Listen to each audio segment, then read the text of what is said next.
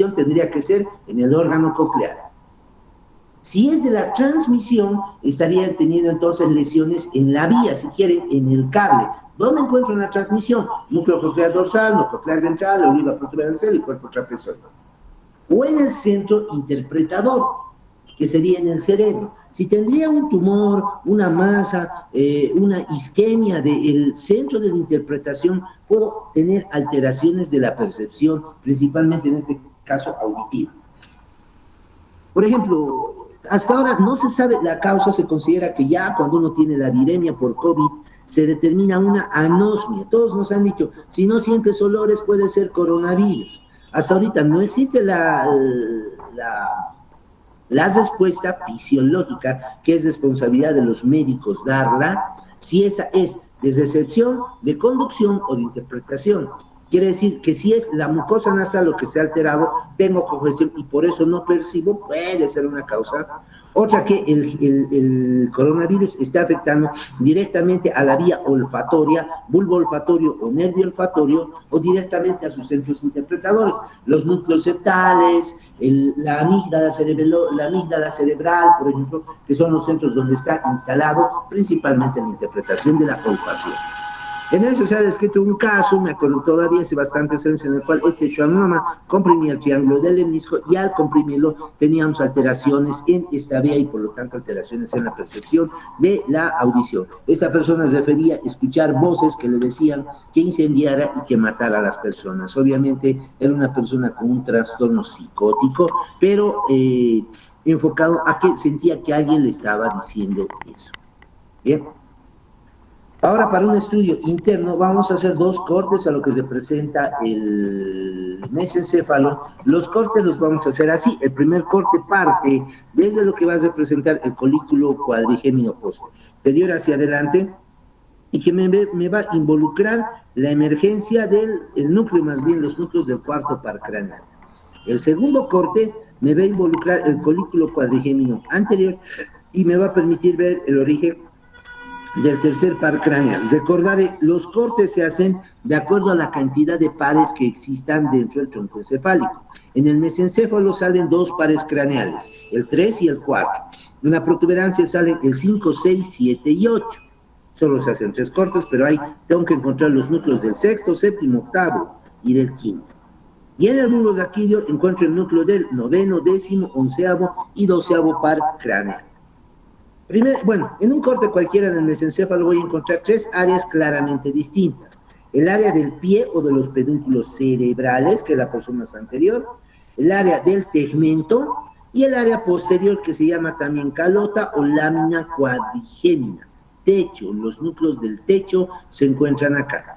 Dos elementos me dividen el mesencéfalo en las 3 partes. El elemento anterior va a ser este núcleo, es un núcleo bastante curioso, y se lo denomina la sustancia negra de Zoemerich, o también llamado el locus niger. Esta sustancia negra se la ha estudiado mucho porque es negra, en parte porque la producción de su neurotransmisor principal, que es la dopamina, se da en mayor cantidad acá. Se ha visto que su afección da alteraciones del tipo extrapiramidal. ¿Y qué hablamos de alteraciones del tipo extrapiramidal? Alteraciones del sistema motor. Lo motor hemos dividido en grueso y fino. Motor grosero, según nuestros términos, que va a ser un motor puro, un motor brusco, un motor fuerte y potente. Y el motor extrapiramidal, que dentro de nuestros conceptos es un motor fino, es un motor de precisión, es un motor de afinidad, es un motor de exactitud en los movimientos. Y se ha visto que la enfermedad asociada a la disminución del neurotransmisor en esta región se llama precisamente la enfermedad o el mal de Parkinson, donde vamos a encontrar un temblor fino de reposo en las personas que lo están padeciendo. Hablo, nadie me pregunta, nadie me dice nada. Vieran cuán felices estamos con este grupo y cuánto queremos seguir pasando clases con ustedes. A ver. Ajá.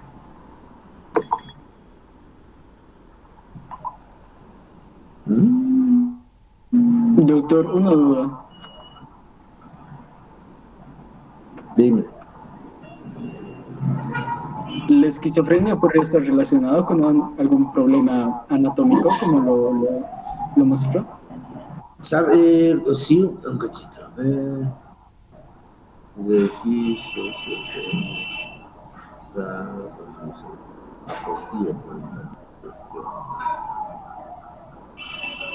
Ah, ¿qué es la esquizofrenia? ¿Tiene una lesión definida? Ahí viene la pregunta. Sí, doctor, esa es mi pregunta. ¿Qué es la esquizofrenia? Bueno, lo poco que sé que A ver, es dame un cachito, papá, esquizofrenia. a dar mi ventana, estoy me voy a negar más que ustedes, creo.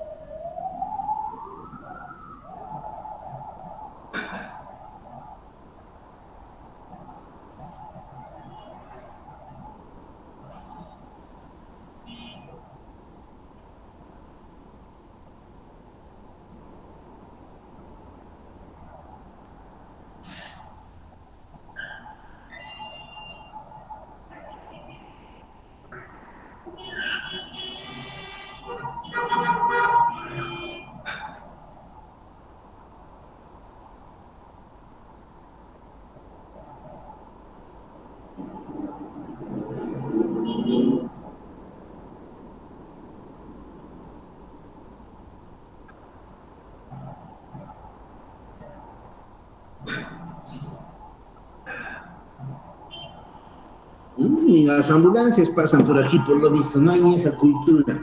Ahí es el problema con la gente. Agarras y te determinas prioridad. ¿Escuchan la sirena?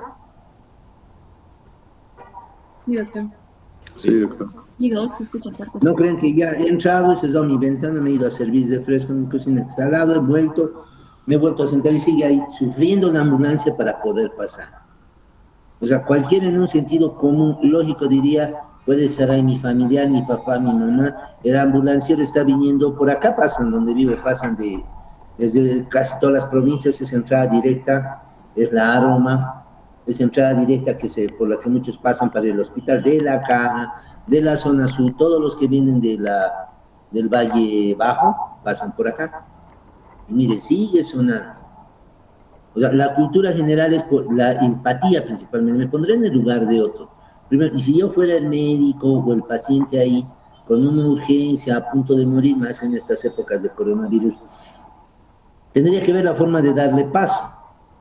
Pero en general más se están cesando, todos se están apegando a la ambulancia para que le den paso y poder coser. Es hora de salir, yo me he venido aquí ya casi 6 de la tarde y ya estaba vacío, pero como que todos se han desesperado para irse a casa justo antes de las 20 horas, va a llegar obviamente la pandemia afecta a todos, es lo más cierto, pero deberíamos sentir esa empatía.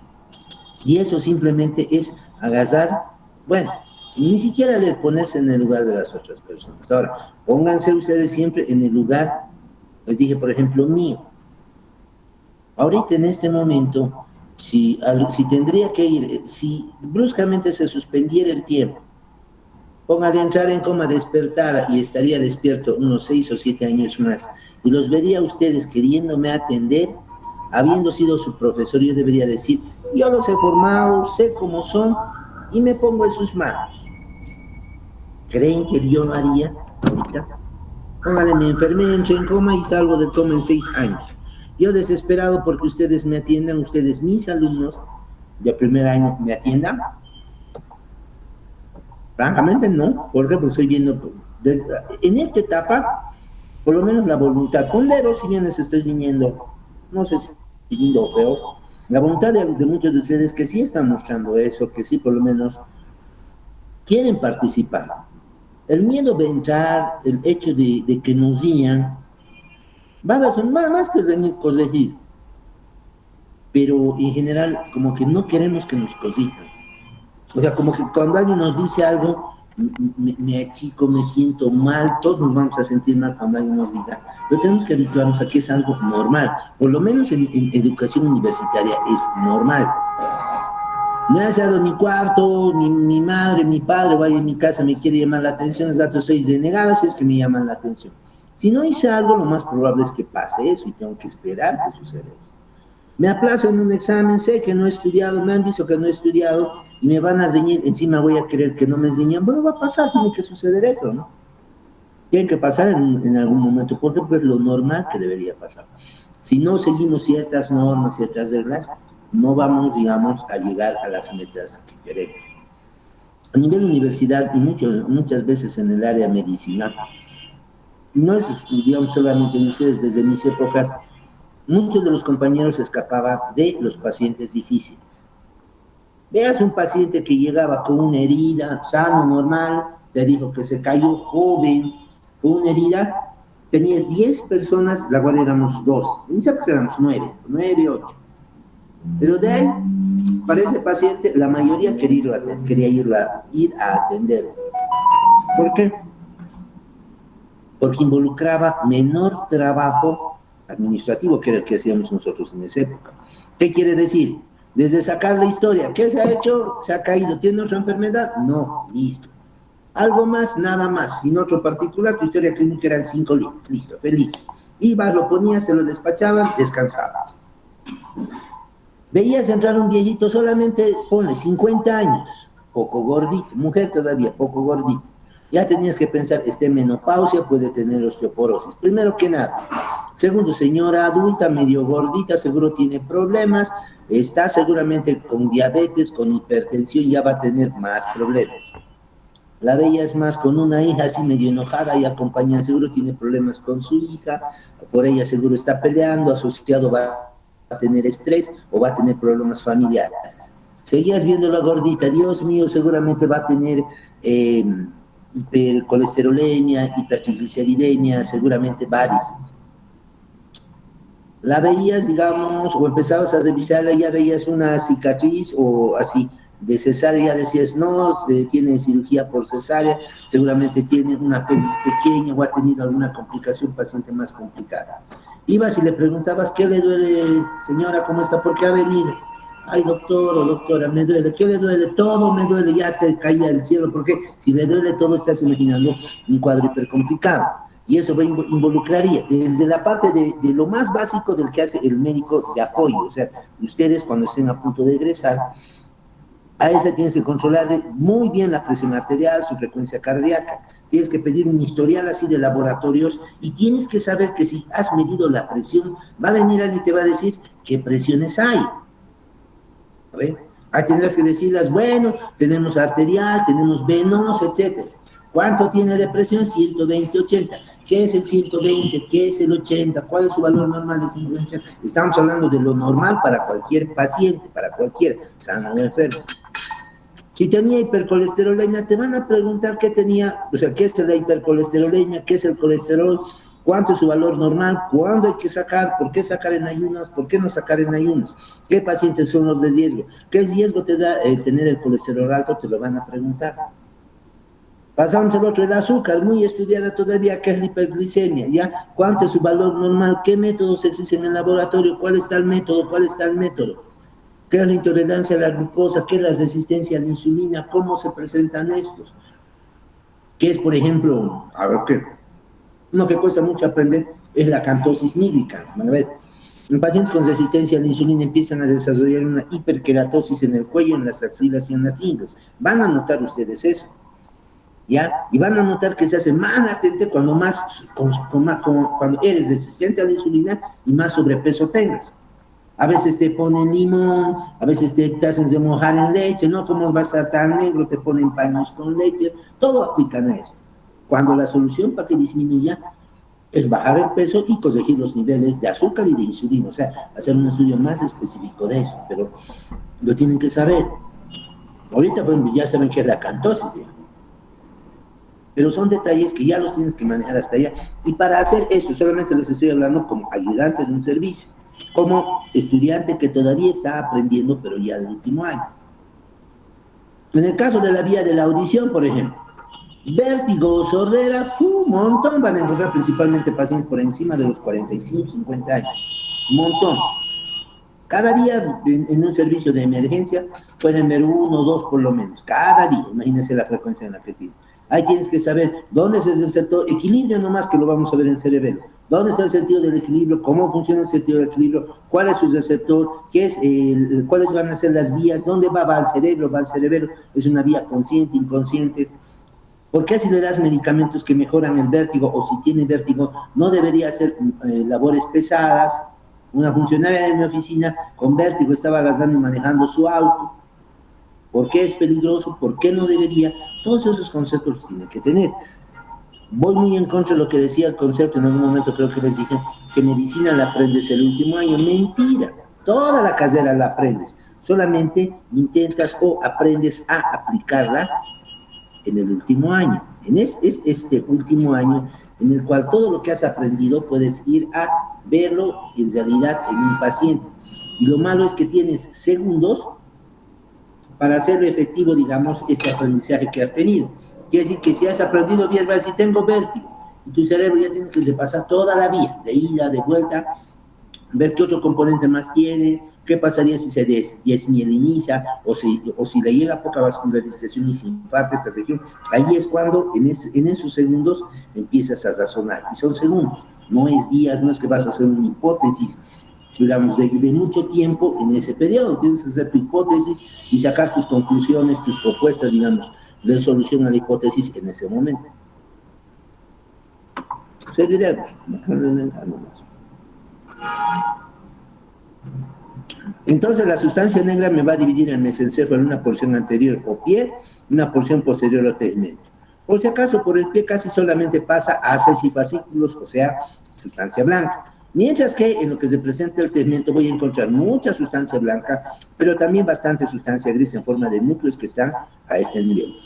Y la lámina cuadrigémina, que la vamos a encontrar en los dos cortes, va a estar relacionadas con los colículos cuadrigéminos. Los inferiores van a ser auditivos reflejos, los posteriores. Y los superiores o anteriores van a ser visuales reflejos. Estas dos regiones se dividen imaginariamente por una línea que va a pasar por el acueducto cerebral o también llamado el acueducto de Silvia, dividiendo en una porción anterior, que es el tegmento, y una porción posterior, que es reconocida como la lámina cuadrigémina. Aquí tengo los dos cortes, uno a nivel del colículo cuadrigémino posterior, este es posterior porque en la posición anatómica, en esta forma está puesto el tronco encefálico, pasa por el núcleo del cuarto par, pero además me va a mostrar esto que es la sustancia negra. Y sale por donde donde está la sustancia perforada anterior, posterior. El otro corte lo hago a nivel del colículo cuadrigémino anterior, te va a dirigir hacia adelante, pasa por el núcleo del tercer par y me va a mostrar otro núcleo más grande, que es el núcleo rojo. Además, la sustancia negra iba a salir donde está emergiendo el tercer par craneal. En el mesencéfalo solo hago esos dos cortecitos. El primer corte es este, y lo voy a ver así. Lo tienen en el libro sin nombres. Esto sáquenle una foto mientras vamos explicando algo, pero su misión va a ser, en ese libro, en ese dibujo del libro, van a ponerle ustedes nombres. ¿Ya? Vamos por la parte anterior. Ahora, denme un segundo. Aquí estoy intentando meterlo. Disculpe, ya me estaba acordando, estoy picando un poquito, no doy clase. No debería, pero bueno, ya me dio algo. No hay problema. No hay lío, Doc.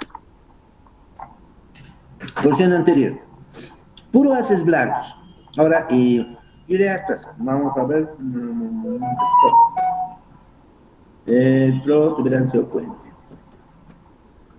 También en presentación de puente solamente para recordar esto igual.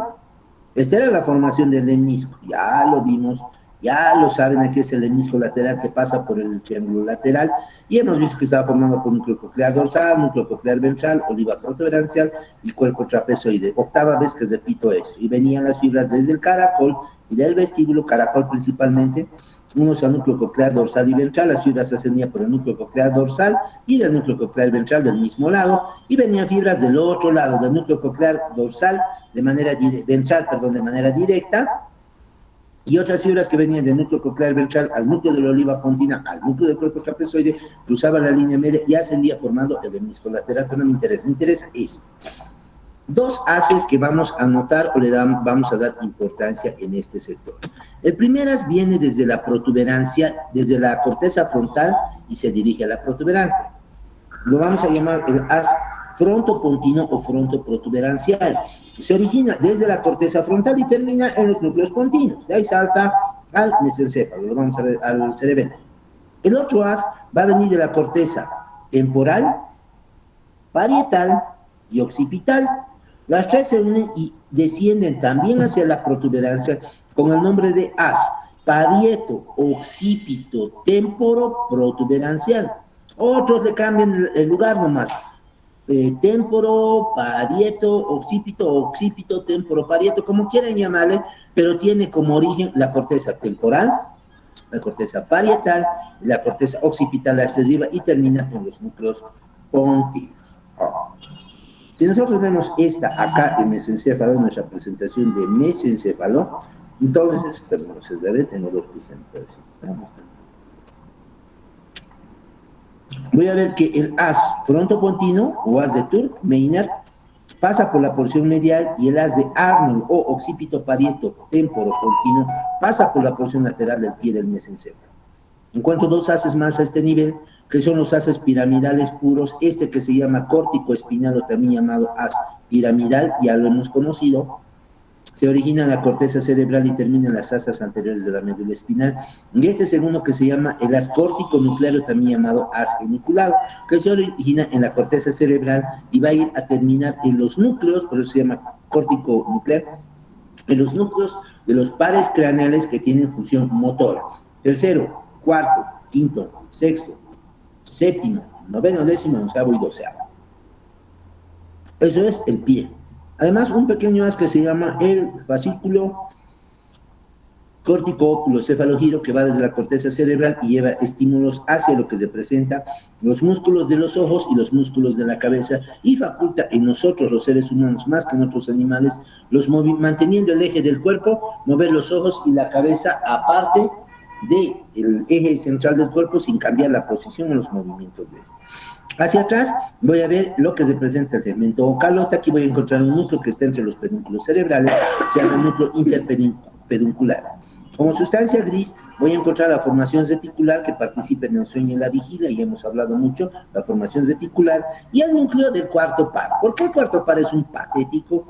Porque realmente no se entiende lo que está haciendo. Ese par craneal es el único que entrecruza sus fibras antes de salir y sale por detrás, encima de lo que se presenta el mesencéfalo. Saliendo se va a dar la vuelta por todo eso y se va a dirigir igual que el tercero por el mismo lugar. No se sabe por qué, pero lo hizo. ¿Qué más en sustancia gris voy a encontrar? Alrededor del acueducto cerebral o acueducto de Silvio, la sustancia gris periacueductal se le llama, donde voy a encontrar después otros núcleos. Además, el núcleo descendente o mesencefálico del quinto par. Como sustancia blanca, voy a ver que las fibras de los pedúnculos cerebelosos superiores se entrecruzan, formando acá un entrecruzamiento. El segundo que voy a encontrar es el lemnisco medio o medial, que estaba formado por los haces de Gol o Gracil y de Burdach o cuneiforme en el bulbo raquídeo, y aquí se subenomacia como lemnisco medial. Y atrás está el espino talámico lateral dirigiéndose a unirse a este lemnisco medial. Por acá vienen las fibras que ingresaron hasta los núcleos gelatinoso de Rolando, propio del asta posterior, y el sonalo marginal de Waldeck. El amarillo lo he visto hace un momento, lo hemos repetido, es el lemnisco lateral. Este, a diferencia del lemnisco medio, transporta fibras auditivas, mientras que el lemnisco medial transporta fibras sensitivas. Y en la lámina cuadrigémina voy a encontrar los núcleos del colículo posterior o núcleos del techo, que van a tener función motora extrapiramidal y van a dirigir sus fibras que se van a entrecruzar formando el entrecruzamiento de Maynard, que van a descender hacia las astas anteriores de la médula espinal. Este es el primer corte. Acá veo nuevamente acueducto cerebral, sustancia negra y pedúnculos cerebrales, y acá con línea punteada lo diferenciamos en frontopontino, temporo parieto occipito pontino, córtico espinal o geniculado o córtico nuclear. Un corte más por encima me va a variar algo. En el pie sigo viendo lo mismo. haz frontopontino, haz temporoparieto-occipitopontino, veo el haz piramidal o córtico-espinal y el haz córtico-nuclear o geniculado, la sustancia negra. Aquí sí aparece un núcleo grande, color rojito, acá lo vemos, se llama el núcleo rojo. El núcleo rojo es un núcleo principal de la función motora extrapiramidal y va a originarme un haz que es el haz rubroespinal que controla movimientos finos y precisos de lo que representan los miembros. Hacia afuera voy a encontrar uniéndose el espino talámico lateral y el lemnisco medial. Por aquí estaría discutiendo el lemnisco lateral. Voy a encontrar el complejo nuclear del tercer par craneal formado por un núcleo motor, se llama así solamente el núcleo motor, otro nucleocito que permite mover a los dos músculos del ojo o rectos mediales, que es el núcleo de la convergencia ocular o núcleo de Perlia, y hacia atrás el núcleo pupilar o de Edinger-Weisbach. Este se va a vincular con unos núcleos que son los fascículos vegetativos y la sustancia gris periacueductal. Con rojo vemos las fibras motoras, con azul estoy viendo las fibras vegetativas parasimpáticas del tercer par craneal que van a moverme los músculos intrínsecos del ojo. Y hacia atrás, los núcleos cuadrigéminos que estoy encontrando que van a originar el haz tectoespinal con función visual refleja para las astas anteriores de la médula espinal. ¿Dudas? Sí, doctor, una duda. Dime. ¿El núcleo de Edinger-Weisbach tiene función del simpático o del parasimpático, doctor? ¿O de ambos? El simpático no tiene una representación a nivel de los pares craneales, el simpático. El simpático, todos los simpáticos del cuerpo salen de los segmentos tóraco, dorso, lumbares, principalmente tres cervicales, 12 torácicos y 5 lumbares. Lo parasimpático del cuerpo se expresa por 3 pares craneales y 3 segmentos sacros. Los 3 pares craneales son el 3, el 7 y el 10. 3, 7, 9 y 10, 4 pares craneales. Y los segmentos sacros que tienen función parasimpática son el S2, S3 y S4. Por lo tanto, la fibra que hemos visto en color azul es una fibra vegetativa de tipo parasimpático. Gracias, doctor.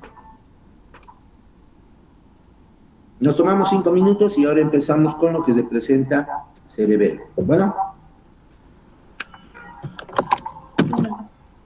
Ok, doctor.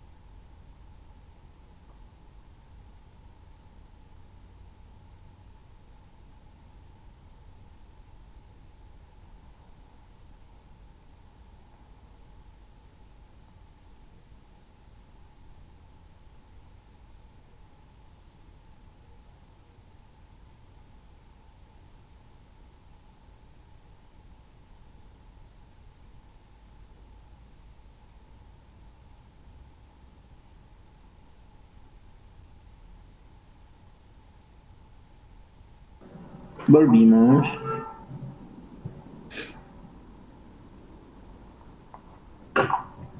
Mm,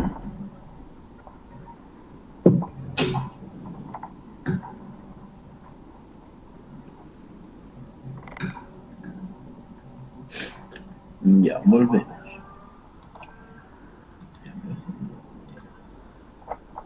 Todo.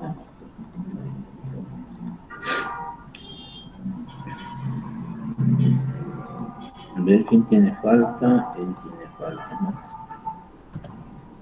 ¿Y quién más? A ver.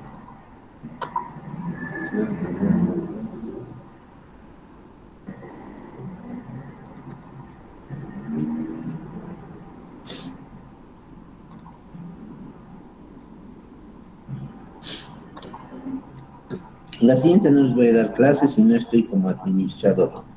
Ya se han ideado, creo, las formas de que no el docente no sea el administrador algo, pero no se puede, por lo visto.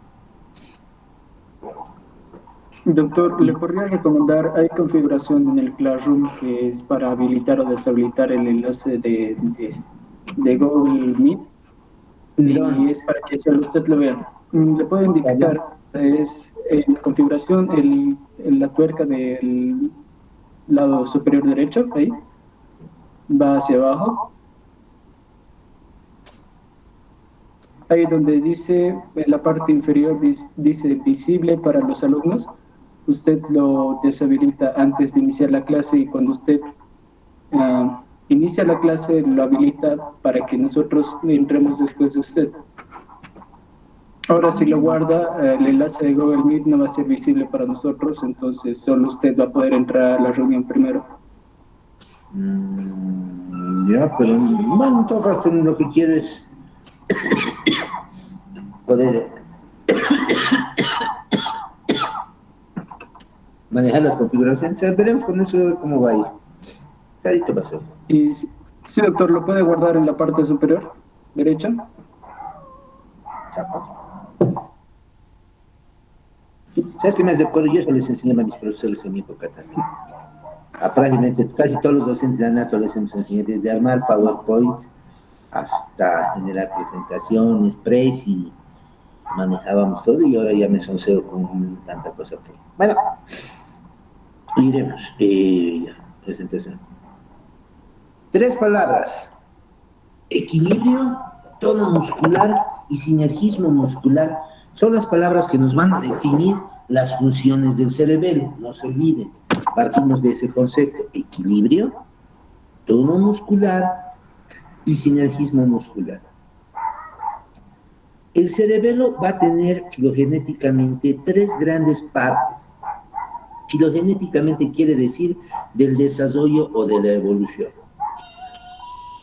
Un niño, cuando va a comenzar su desarrollo psicomotor, primero gatea, luego camina y luego cose. Ningún niño, muchos pueden sin gatear pararse, pero lo ideal es que aprendan a sujetar la cabeza y empiezan a tener potencia en los músculos en su primera etapa. El cerebelo en su primera etapa empieza a controlar el equilibrio. Y como es la primera etapa o la función más básica del cerebelo, a eso se llama arquicerebelo, para que controla el equilibrio. La segunda parte que empieza a desarrollar, empieza a hacer que los músculos tengan tono. Hace que el productito, el bebé, el neonatito que ha nacido, cuando un médico lo valora en su desarrollo normal, ustedes van a valorar, sean o no pediatras, niños en su control, niños sanos, sí o sí. Casi de hecho en el internado, cuando atienden pacientes, sea en área rural o sea en área urbana, lo que hacen es control niño sano. Vienen los niños y les preguntan, sí, nació hace tantos días, quería que me lo veas, si está desarrollando bien o no, si está bien sus vacunas. Esa es la rutina que se vuelve dentro de los servicios de salud. Y en esas, uno de los signos que nos muestra adecuado o inadecuado desarrollo es que el niño, el neonatito, el bebé si quieren, empiece y pueda sujetar la cabeza. Lo agarras al producto de los hombros y lo levantas y lo ves. Si su cabeza se cae, inadecuado soporte de la cabeza, hasta los 3 meses ya tiene que perfectamente el productito soportar su cabeza, quiere decir mantener su cabeza erguida y no que se le vaya cayendo como si no tendría fuercita en sus músculos del cuello. Segundo, ves el tono de sus pies desde el nacimiento. Hay las tablas de Wallace, por ejemplo, en las cuales valoras cuál es su fuerza de los piecitos, entre otras características que se dan. ¿Ya? Eso se llama tono muscular, es la segunda parte que desarrolla el cerebelo y a eso se llama el paleocerebelo. La tercera parte del cerebro que se desarrolla es el neocerebelo. Y el neocerebelo va a controlar el sinergismo muscular. ¿Qué entendemos nosotros por sinergismo muscular? Es el control motor, voluntario y coordinado que existen para los movimientos musculares. Alzar una taza involucra flexión y extensión, pero el equilibrio de la fuerza de los diferentes músculos. Ahí ya estoy haciendo equilibrio entre músculos flexores y entre músculos extensores para soportar esa taza. Más aún si la voy a flexionar solamente agarrando, como agarran algunas señoras, con el dedo meñique alargado y van a tomar el té coordinando, de que el movimiento vaya directo a la boca y no tiemble. Cuando hay lesiones de la vía principalmente extrapiramidal, que es la que controla esto, en el temblor de movimiento, en el momento de ejecutar movimiento, no puedo mantener una taza si no se me empieza a temblar. Y a veces la coordinación viene tan deficiente también, o sea, tan alterada, que en el momento que quiero tomar el agua me va a salpicar a mi cara, se me va a caer, etcétera, etcétera. La normalidad de todos estos sistemas permite ese movimiento que parece tan simple, pero que requiere mucha coordinación de sujetar un vaso, flexionar, extender, pronar, supinar, lo que quieran ustedes, hacerlo coincidir con la boca y tomarlo en una medida necesaria al requerimiento del cuerpo. Tampoco estoy agarrando, estoy flexionando y toda mi cara se está mojando, sino que tomo la porción necesaria. Luego de tomar, hago el movimiento de ponerlo en reposo. En teoría, movimiento simple, pero para eso necesito integridad de cerebelo, de núcleo rojo, de sustancia negra, entre otros núcleos de formación reticular, del núcleo de la oliva vulvar, para poder ejecutar esta acción. Entonces ya conozco las 3 funciones. El cerebelo también se lo define como cerebro pequeño, es una estructura nerviosa que se va a encontrar por debajo del cerebro, por delante lo que representa el tronco encefálico y por encima del agujero magno del occipital. En su posición normal, si hacemos un corte de lo que es el cerebro y la tina del cerebelo, voy a encontrar al mesencéfalo. Miren qué lindo, su sustancia gris, puedo ver, su acueducto cerebral, su núcleo rojo, el locus níger y el pie del mesencéfalo. Hacia atrás voy a poder encontrar el cerebelo. El cerebelo en su cara superior. ¿Qué va a ser esta? Eso es lo que hemos visto. Esa cara superior tiene un borde posterior y de ahí se convierte en cara inferior. Esta es su cara inferior y una pequeña cara anterior. Vamos a ver que el cuarto ventrículo se mete hasta la parte interna o más profunda del cerebelo, formando lo que representa el fastigium, que es un punto de entrada entre lo que es el velo medular superior y el velo medular inferior. Bien, ese es el cerebelo. Ahora, esquemáticamente voy a empezar a estudiarlo y voy a decir para su estudio que va a tener una cara superior, que es esta. Ahí ya lo vemos, digamos, ya diseccionado. Una cara inferior, que es esta. Ahí también lo vemos diseccionado. Y una cara anterior, que sería esa, que en el corte lo vemos así. Obviamente en el esquema se ve más desarrollado, más bonito, mientras que en la disección ya lo vemos más feo, así directo. La cara superior va a tener la forma de una mariposa con las alas extendidas, presentando una porción central que se llama vermis y unas porciones laterales que los llama hemisferios o lóbulos cerebelosos. En la cara superior voy a encontrar un surco amplio, grande, que divide a esta cara en 2 partes. Una parte de ese surco amplio se llama surco primario, que me divide la cara superior del cerebelo en una porción anterior, que es paleocerebelo, y una porción posterior que es neocerebelo. Dicho desde otra perspectiva, esto es tono muscular, aquí están las neuronas que van a controlar el tono muscular y todo esto es sinergismo muscular, ya que es neocerebelo. Su parte central se llama vermis, la cabecita del vermis se lo llama língula, la colita de ese vermis se lo llama folio, ¿ya? Entonces encuentro surco primario. Su cara inferior va a seguir teniendo la forma de una mariposa, pero como que presenta una cabecita con dos antenitas, ¿ya? Y además unas formaciones que cambian la dirección de todo lo que representa los hemisferios cerebelosos y les dan la forma de una amígdala o tonsila, que se la denomina esto las amígdalas o tonsilas cerebelosas. Todo esto es neo. Si lo veo en corte, aquí lo veo acá lo que representa el nódulo, que sería la cabecita en la cara inferior, y a través de unas estructuras blancas que se las denomina las válvulas de Tarim, se une otra vez con ese lóbulo cerebeloso particular, que en el caso de la cabecita sería el flóculo, formando esta corteza particular que es la corteza flóculo-nodular.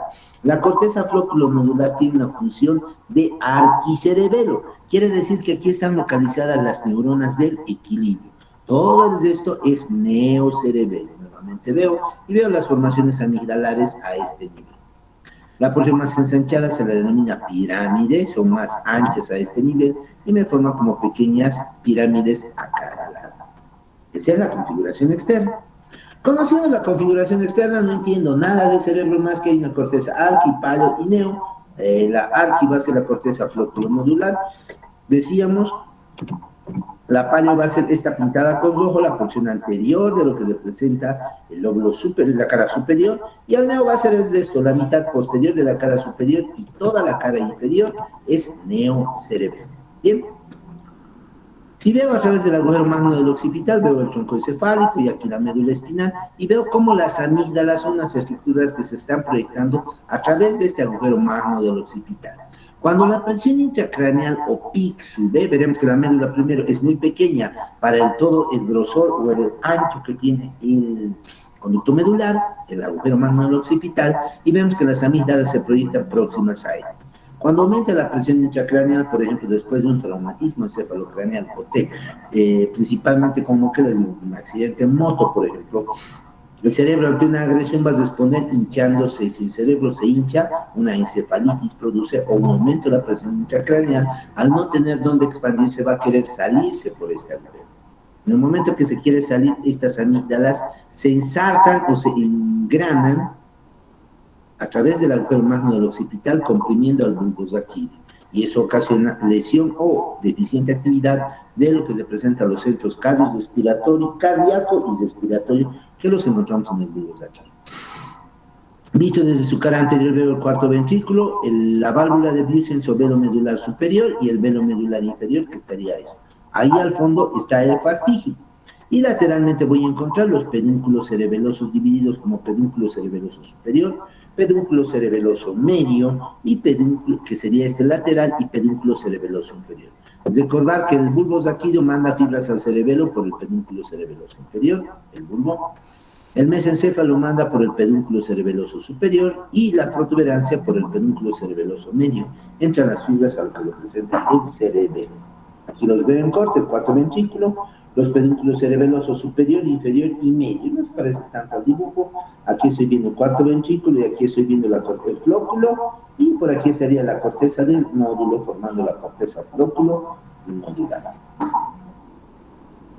Visto con tronco encefálico, veo al cerebelo, veo las relaciones que presenta un pedúnculo cerebeloso medio, superior e inferior dirigiéndose al cerebelo. Muchos cortes nuevamente para que más o menos hagamos una comparación en ese aspecto. Esa clasificación ya no se la usa, agasaba y se la divide igual por colores en lo que se presenta un paleocerebelo. Esto es un cerebelo como que aplanado. Todo esto es un neocerebelo y este es un arquicerebelo. El arquicerebelo es la corteza flóculo-nodular, esa cabecita de nuestra mariposa más sus antenas. Esto se llamaba válvula de Tarim. Este es su borde posterior, por lo tanto esto es cara superior y cara inferior. Y esta es las amígdalas o tonsilas y una clasificación que ya no se utiliza al presente, tampoco lo vamos a aprender ya lo hemos simplificado. Esta sí sirve más y nos muestra en colores las funciones del cerebelo. Lo pintado con rojo, incluyendo el velo medular superior o válvula de Biosenz, es esto, y es el paleocerebelo. Lo pintado con azul, que es la mayor parte de la cara superior y toda la cara inferior, es el aneocerebelo. Y esta porción corta, pequeña, es el arquicerebelo o corteza flóculo-nodular. Estoy viendo nuevamente el piso del cuarto ventrículo, el techo del cuarto ventrículo, velo medular superior, fastigium y velo medular inferior. Esta es la clasificación antigua, no la utilizamos ya. También es antigua, pero no sirve para... Esta es una clasificación que la ha utilizado Larsel hace tiempo ya, como un homúnculo. Un homúnculo es una representación gráfica de las funciones del cerebelo y ha dicho que el vértice o las porciones centrales controlan principalmente el equilibrio. Vamos a entender por qué. Las porciones intermedias controlan el tono en los músculos, tono muscular, y el sinergismo está más expresado en las porciones laterales. Pero nosotros dijimos esto, a ver, para nosotros la mitad anterior del lóbulo superior era paleo, la mitad posterior del lóbulo superior más todo el lóbulo inferior era neo, y la corteza flocular y flóculo-nodular era arqui. Ahora el otro no sale con esa idea. Y Larsel dice que esta clasificación viene, pero viene en proporción a núcleos. No se lo entiende, pero para entenderlo cortamos al cerebelo y encuentro esto. ¿Qué es esto? Esta es la corteza, lo que hemos estudiado. Pero además de la corteza, que tiene función de equilibrio, tono muscular y sinergismo muscular, hay núcleos internos dentro del cerebelo.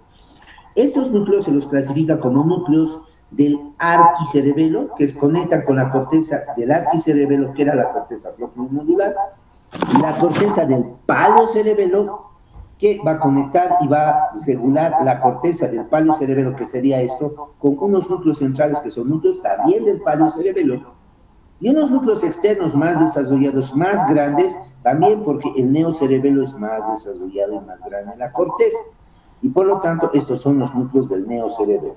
Pero alguien dijo, ¿pero acaso se llama núcleo del arqui? ¿No tiene nombre? Sí tiene nombre. ¿Y cómo los llaman? Jacob describe, un corte de Jacob del cerebelo, nos describe cómo se llaman estos núcleos. Con color verde acá vamos a ver los núcleos del arquicerebelo, que se los denomina núcleos, como están cerca de este punto de entrada de la unión del velo medular superior e inferior, esos núcleos están a este nivel, se los llama núcleos del techo del cuarto ventrículo, o también llamados núcleos fastigiales, porque están en relación con el fastigio. Estos se encargan del equilibrio junto con la corteza del equilibrio, con color verde. Núcleos del techo fastigiales, no se olviden. Al lado, un grupo de 3 núcleos, 2 del medio bien igualitos, se los llamaron en su conjunto a los 3 los núcleos interpósitos o interpuestos. Estos núcleos interpósitos o interpuestos están divididos en 2 grupos o en 2 familias, si quieren ustedes. Los centrales redonditos parecen globitos, por eso los han denominado los núcleos globoso o globosos. Y el externo tiene una forma de vírgula, coma o gota, y por eso le han dado el denominativo a este núcleo como núcleo emboliforme. Los núcleos globosos y el núcleo emboliforme, entre los dos forman los núcleos interpósitos o interpuestos. ¿Estos tienen qué función, chicos?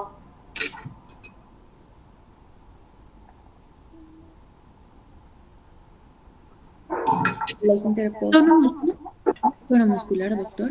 Tono muscular, esa función es paleocerebelo. Y periféricamente voy a encontrar estos núcleos, que parece que tendrían muchos dientes, por eso se los ha llamado núcleos dentados. Otro autor dice, no parecen dientes, pero se parece a la oliva vulvar, pero como está en el cerebelo, lo llamaremos la oliva cerebelosa. Y por lo tanto, a este núcleo se llama núcleo dentado o núcleo de la oliva cerebelosa. Y ahí acaba la explicación. Supuestamente hay corteza y hay núcleos. Pero empieza a verse funcionalmente y cómo justificamos el equilibrio, o sea, cómo llega el equilibrio al cerebelo, cómo funciona el equilibrio. El cerebelo es independiente o se conecta con el cerebelo, empiezan a plantearse diferentes dudas. y ahí empiezan a salir las respuestas de las vías. Dice, entonces, lo del arqui tendría que tener contacto solo con lo arqui, lo del paleo solo con lo paleo, y lo del neo solo con lo del neo. Y surge la explicación de todo lo que ya hemos hablado hasta ahorita. Bueno, aquí vemos el corte de Jacob, núcleo del techo, fastigiales, se ve poco. Aquí sí veo el núcleo dentado, es más visible. Y aquí serían los núcleos interpósitos o interpuestos. De esto se llama árbol de la vida porque parecieran las ramificaciones de un árbol puro, sustancia blanca, o sea, axones o dendritas, y afuera la corteza cerebelosa, sustancia gris. Pero no se entiende. El anterior libro hace un corte, es más histológico, eso en histología van a ver, solamente para que veamos que desde las cortezas van a salir, las capas de la corteza cerebelosa van a salir fibras que, si es equilibrio, va a ir al núcleo dentado. Si es tono muscular, va a ir de estas fibras, sus axones, de estas neuronas, sus axones, a los núcleos de globoso o emboliforme. Y si es para el núcleo dentado, de otras áreas corticales para el núcleo dentado. Esta es la explicación más lógica que existe. A ver, uno piensa, ¿dónde están los receptores del equilibrio? En el oído interno. El oído interno tiene dos partes, caracol, que es oído puro, caracol o cóclea, y el vestíbulo, que es hueso, que si lo abro, lo disecciono, etcétera, tiene 5 globitos y 3 conductos. Un globito uno se llama sáculo, el otro se llama utrículo. En los utrículos están terminando los conductos semicirculares y cada conducto semicircular tiene una ampolla. De cada ampolla de los 3 conductos semicirculares más el utrículo y el sáculo se encuentran los receptores del equilibrio, que por sus dendritas buscan un lugar donde haya cuerpos neuronales, y esos son los ganglios. El ganglio vestibular o de escarpa que se encuentra en el oído interno es el lugar donde está el cuerpo neuronal. Los axones de ahí, como fibras vestíbulo-cerebelosas, van a irse a la corteza del arquicerebelo, o sea, a la corteza nerviosa del arquicerebelo. ¿Cuál era? La corteza flóculo-nodular. ¿Cómo llegan ahí? Por 2 vías. Un axón directo que va a entrarse directo por el pedúnculo cerebeloso inferior y se va a dirigir hasta la corteza flóculo-nodular.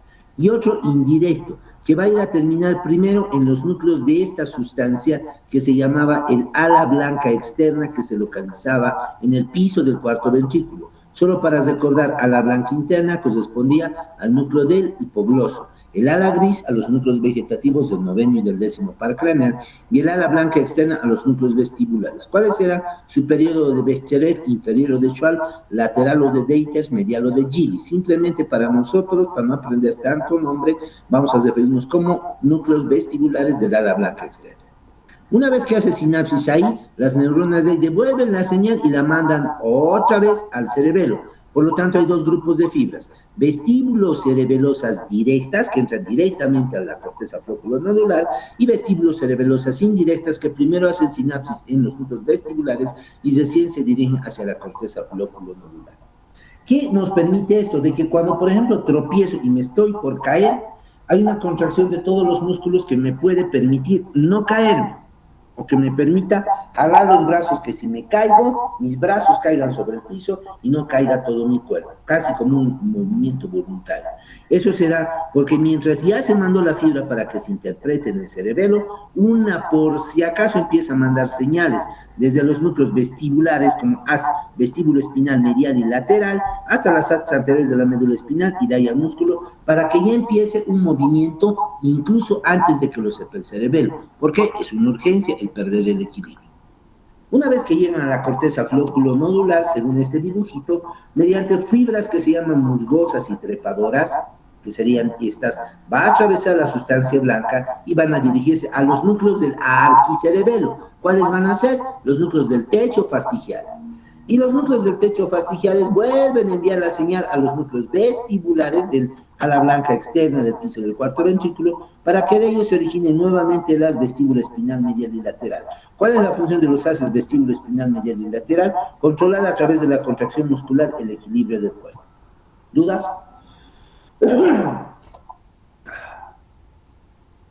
Fácil, ¿no? Paleocerebelo. Bueno, aquí en la corteza del paleocerebelo es la mitad anterior del lóbulo superior. El anterior libro tenía este graso error que nos lo mandaba al lóbulo inferior. no importa. Del órgano tendinoso de Golgi, las fibras vienen como dendritas y de los usos neuromusculares van a dirigirse a encontrar el cuerpo neuronal en el ganglio de aquí. Del axón el axón es más chiquito que la dendrita, si son las neuronas sensitivas, va a entrar la fibra a la médula espinal, a los núcleos del asta posterior. Recordaré que núcleos en el asta posterior de la médula espinal eran 5. Zonal o marginal de Waldeyer, gelatinoso de Zonando, propio del asta posterior. Basal medial o de Clark, basal lateral o de Bechterew. Estos, principalmente del basal medial y del basal lateral, van a salir dos haces que se llaman espino-cerebelosos. Había uno dorsal directo pintado con azul y otro que se llama el ventral cruzado pintado con rojo. Dorsal directo entra por el pedúnculo cerebeloso inferior, ventral cruzado entra por el pedúnculo cerebeloso superior. Todos deberían irse acá, a la corteza del palio cerebelo. De ahí pensaremos que esto está aquí, ya, aquí está. Ya en el libro del doctor Espinosa ya está corregido ese detalle, van a ver que está terminando en este sector del cerebelo, pero de ahí las fibras se dirigen a los núcleos del palio cerebelo. ¿Cuáles son? Los núcleos interpósitos, globoso y emboliforme, ya, que en su conjunto se llaman interpuestos. Una vez que han hecho sinapsis con estos núcleos, las fibras se dirigen a un núcleo que lo he conocido hace un minuto, que se llama el núcleo rojo, y otras fibras se dirigen al tálamo, como fibras interpósito-rúbricas e interpósito-talámicas. La interpósito-rúbrica, como veíamos en mesencéfalo, me va a originar un haz que es el haz rubroespinal, que va a dirigirse del núcleo rojo a la médula espinal y de ahí al músculo para controlar su movimiento. Ya, cesó el ciclo. Pero ¿para qué le mandan al tálamo? Porque hemos dicho nosotros que el tálamo es la secretaria del cerebro. El cerebro lo controla todo, lo sabe todo, que es el gran líder. Y siendo el gran líder, diremos, así sea, que ya se haya hecho la acción, igual esta vía le comunica al cerebro lo que ha pasado. A través de las fibras que llegaron al tálamo, se forman fibras que van al cerebro ahí y le informan. Mientras que el núcleo rojo, sabiendo que ya le han informado al cerebro, emite respuesta para que el músculo se contraiga o se relaje, manteniendo el tono muscular. Eso es el palio cerebelo. El neocerebelo ya se presenta otro sistema de vías, ¿ya?, que participan en el sinergismo y en la planificación del movimiento. Les he dicho, quiero tomar un vaso de agua, entonces voy a tomar el vaso, lo voy a apuntar, voy a planificar el movimiento, cosa de que no me dé en mi frente, en mi nariz, en mi cara, sino en mi boca. Voy a flexionar con la fuerza necesaria y voy a beber. Para eso he tenido que planear ese movimiento en mi cerebro, consciente o inconscientemente. Planeando esto voy a ver que hay fibras que se originan desde la corteza cerebral motora, como dos haces que los hemos conocido: fronto-protuberancial o el temporo-parieto-occipito protuberancial. Unos con inteligencia. Tengo sed, inteligentemente diré, quiero agua. Pero no me gusta agua, qué asco. Quiero refresquito, Coca-Cola, no mentira, Pepsi, no, Fanta. Estoy pensando. Por lo tanto, involucra otras partes de mi cerebro. Área visual, si veo que es transparente, ya si no es Coca-Cola, ya conozco la Coca-Cola, visualmente estoy reconociendo. ¿Ya? Temporalmente, por la audición, estoy escuchando que está burbujeando, entonces digo es gaseosa. Asocio con la parte visual, ¿me entienden? Y de esta forma estoy reconociendo y planeando movimientos. O escucho chorrear un vaso, abrirse la botellita de Coca-Cola, y ya estoy pensando, voy a ir, me voy a hacer un vaso, me voy a servir, voy a tomar poquito a poco, tengo mucha sed, lo voy a tomar así entero, frío, caliente, y ya estoy planificando.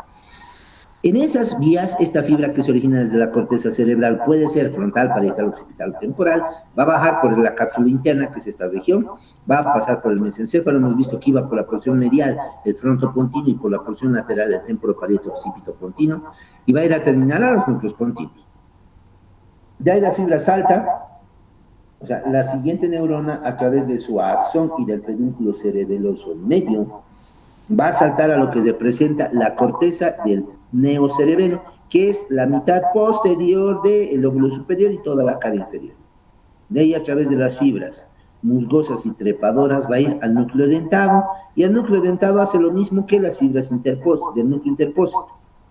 Manda fibras dentosúbricas que van a irse al núcleo rojo, y nuevamente al núcleo rojo y elabora respuesta para que el músculo se contraiga, y además manda fibras al tálamo, núcleo ventral posterolateral del tálamo, que informa al cerebro lo que el cerebelo ha decidido y ha hecho. El cerebro tiene conocimiento de todo. Aquí veo cómo las fibras tálamo-corticales están descendiendo desde el tálamo hacia la corteza, y las fibras de las piramidales están pasando por la protuberancia. ¿Dudas?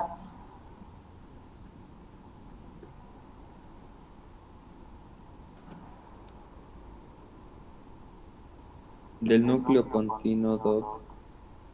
Ya sé. Dijo que otra vez volvía. Esa parte será que puedo volver a repetir, por favor. La del núcleo pontino. Las fibras del neocerebelo participan en un circuito que se llama, escuchen el nombre,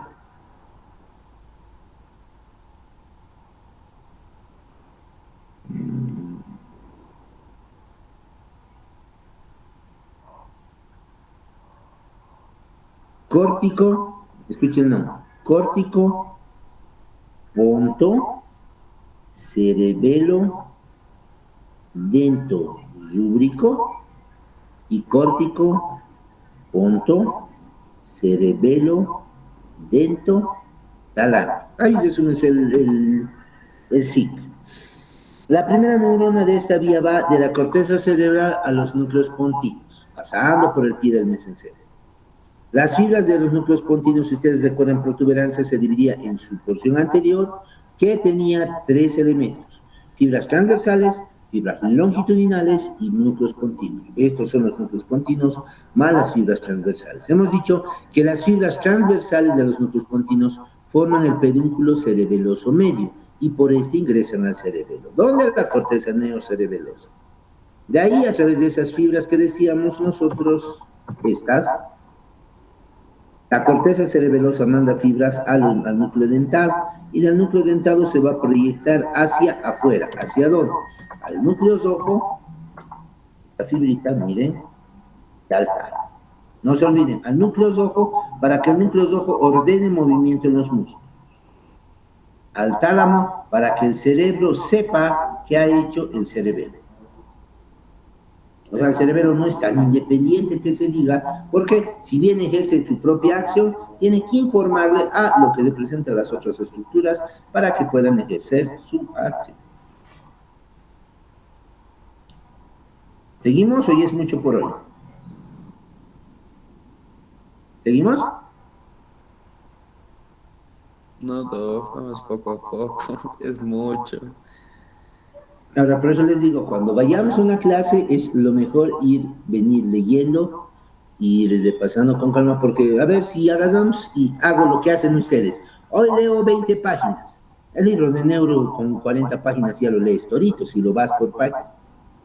Pero si te vas a ir a entender nomás, no se olviden, solamente el asta posterior de la médula espinal, 5 núcleos, cada uno con nombre propio. El latino, Waldeyer, Rolando, propio, Clark, Bechterew. Y los haces, vamos a hablar el Flechy, vamos a hablar el Gowers, piramidal directo, piramidal cruzado, rubroespinal, olivoespinal, tectoespinal, retículo espinal, vestíbulo espinal. Ya ni se acuerdan lo que hemos visto hace unas cuantas clases. Es mucho los datos. Y el aprendizaje es de memoria, pero, si quieren como motivación, cuando los entiendes, ya, puedes entender los trastornos que se dan en las vías. Ahorita solamente estamos hablando de vías o de los centros de integración.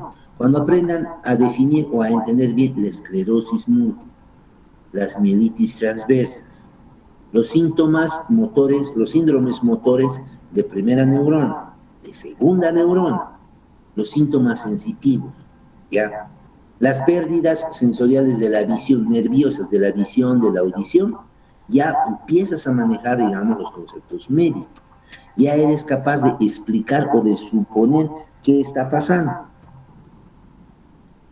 Una vez agarraba y veían con extrañeza cuando va un señor relativamente mayor, ¿ya? Y se pide sildenafil en una farmacia. Lorena, ¿para qué usas el sildenafil? ¿Sabes? No lo sé, doctor. Nada, no El conoces sil... eso. Viagra también lo No. llaman. Eh, no sé, doctor. Sí, sabes, dime.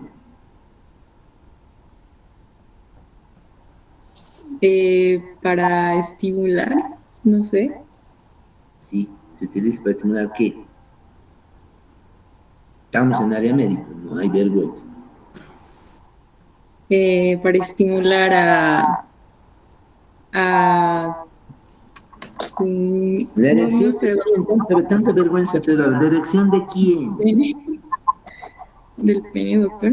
O sea, esto del pene se estimula, pero ya, se lo está utilizando mucho en pacientes COVID también.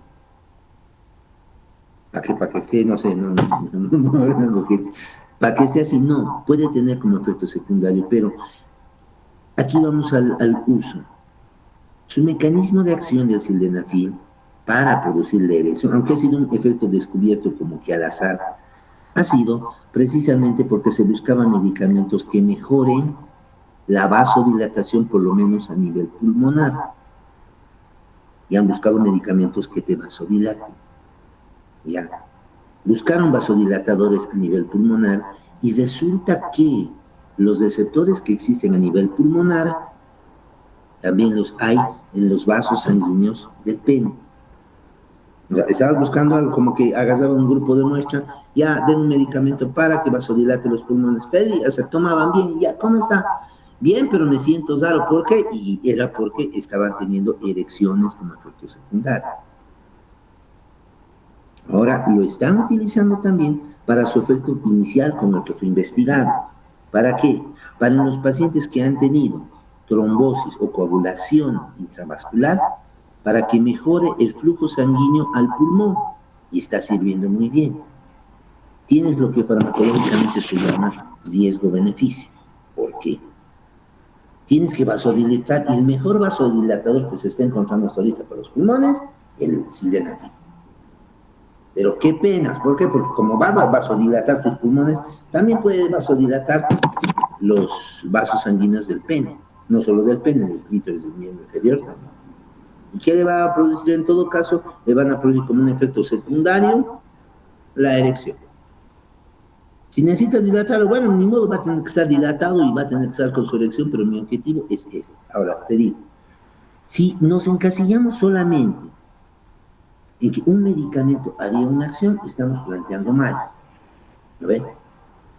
Muchos medicamentos vasodilatadores o antihipertensivos los utilizas para mejorar el flujo sanguíneo al oído en los pacientes que tienen mareo verde, alteración del equilibrio, los hipertensivos, los antihipertensivos. Pero tienes que saber principalmente dónde actúan. El error del estudiante ahorita es pensar de que es tan simplecito como que le doy aspirina y le calma el dolor de cabeza, sí, o sea, le va a calmar. Pero además de eso tiene la aspirina otros efectos. ¿Por qué doy aspirina al COVID? No, ¿por qué le doy, bueno, es aspirina al final, ¿no ve? Ácido acetilsalicílico. Pero le doy en dosis bajas al paciente COVID, desde inicio. Porque además de ese efecto, además de tener efectos antioxidantes, como antioxidantes estamos hablando de que van a evitar la formación de radicales libres de oxígeno, que son radicales tóxicos, también llamados especies de activas de oxígeno. Van a favorecer que no exista agregación plaquetaria. Si es que en el COVID una de sus complicaciones que se ha descrito como causa de muerte es la formación de coágulos, si le das aspirina desde el inicio, estás evitando de que se formen trombos, coágulos, y puedes estar evitando la muerte solo tomando aspirina. Pero con eso les estoy dando el panorama que quería que vean, quiero que abran los ojos. Esto donde estamos no es fácil. No es que le echas gotas al ojo y no le va a producir problema en la próstata o problema al mencionar. Puede producirlo. No es que inhalo por ejemplo, a ver, frecuentemente utilizamos salbutamol, le doy salbutamol, pero si el salbutamol dándole le va a producir taquicardia y ya tiene problema del corazón, entonces no tengo que dar. Si le doy un medicamento que puede producir o está con lesiones de tipo nervioso y le doy un medicamento que vasodilate, pero ya tiene una dilatación en otro lado, puede estarle rompiendo una arteria. Por lo tanto, la responsabilidad que nosotros, que ustedes tienen que asumir, es precisamente el hecho de agarrar y de ver de que existe mucha variante en esto, que no vamos a lograr nunca abarcar todo. Ya, yo también tenía ese sueño, de no voy a aprender todo y manejamos todo. Manejamos muchos conceptos, pero mucho quedan, digamos, el universo es tan amplio que ni siendo especialista en un área, logra saber todo de un área, porque andamos a un ritmo tan rápido que cardiología ya está el estudio en la genética, en los cromosomas de las enfermedades cardíacas, para intentar evitarlas, o intentar tratar o intentar que no se repliquen, lo mismo en las renales, en las hepáticas. Hace poco, la anterior semana, creo, si no me equivoco, el miércoles, jueves, les mandé un enlace, porque era un curso bueno, estaba dando un curso en la Sociedad de Hepatología, que es dependiente de la Sociedad de Gastroenterología acá, para un curso. Quise que entren para que más o menos vean cómo andan los avances, pero se habla ya de genes, se hablan, digamos, de medicamentos que ni siquiera hay en el país, porque ya se están empezando a hacer pruebas en el área de alta especialidad. Diremos de baja o de especialidad básica todavía, o de la parte general. Si bien manejamos, todo se maneja la mayor parte de la población, tenemos que saber que los avances están yendo a pasos agigantados. Y ustedes se están quedando chiquitos si es que no están en esta dinámica de curiosos, de investigadores, de gente que tiene que agarrar y empezar a cuestionarse todo y tratar de entender las áreas que están llevando. Les vuelvo a decir, si jugando fútbol, muchos de ustedes me pueden ganar, incluso jugando otra disciplina, porque ya la articulación duele, mi rodilla ya se lesionó, entre otras cosas.